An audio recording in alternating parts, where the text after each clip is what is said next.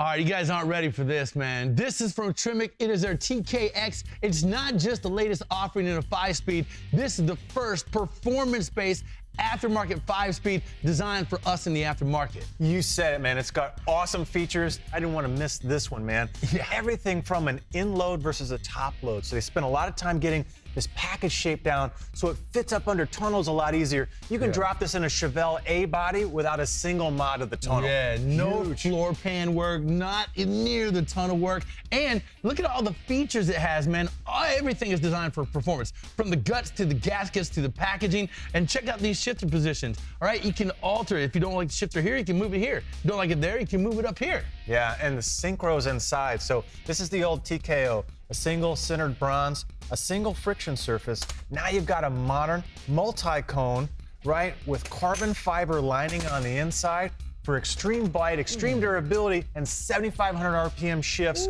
all day. Wider gears, everything's been shot peened, roller bearings on the in shafts. I mean, this thing is ready to go pound and hound the guy in the next lane. All right, there you have it, man. The TKX from TREMEC, the brand new 5-speed. Woo, it is sweet. Oh, I'm fired up on this, baby, man.